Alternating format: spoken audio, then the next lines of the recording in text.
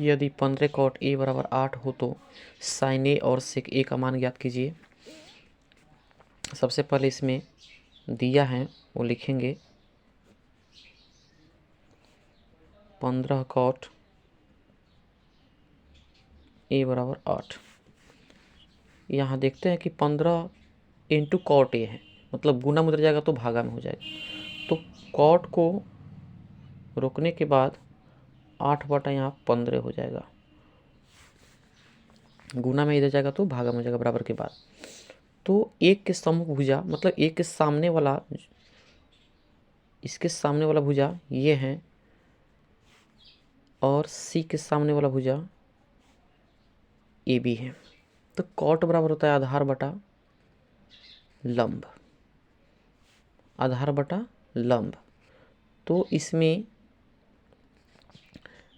कर्ण पता नहीं है हमको, तो कर्ण को निकालेंगे पाइथागोरस प्रमेय से।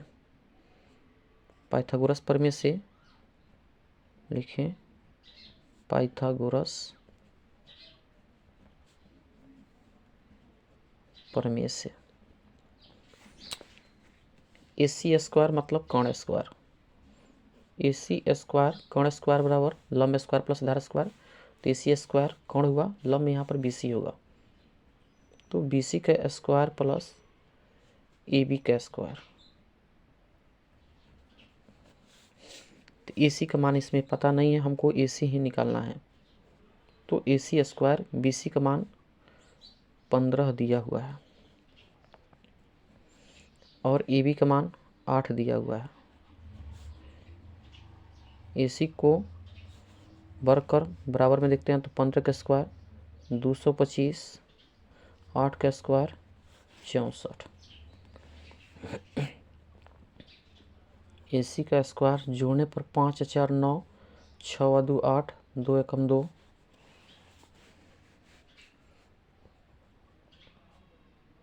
AC बराबर स्क्वायर इधर है बराबर के बाद रूट जाएगा 289, रूट अंडर का रहेगा।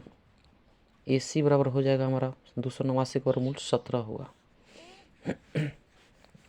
चूँकि क्वेश्चन में दिया है हमको कि साइन ए का मान निकालने के लिए, तो साइन ए बराबर था लंब बटा कोण, ए के सामने वाला हो जाए ये लंब हुआ, तो साइन ए बराबर लंब बटा कोण, तो लंब कौन होगा BC होगा। तो BC कोण कितना होगा हमारा AC होगा। तो BC का मान कितना दिया है 15 दिया है और AC का मान कितना है यहाँ 17 निकला हुआ है, तो ये आंसर हुआ। उसके बाद सेक ए बराबर होता है आधार बटा कर्ण बटा आधार। तो सेक ए में कर्ण बटा आधार होता है, तो सेक ए के सामने का मुझे ये लंब हुआ, तो आधार कहाँ है यहाँ पर ये हुआ और कर्ण ये हुआ।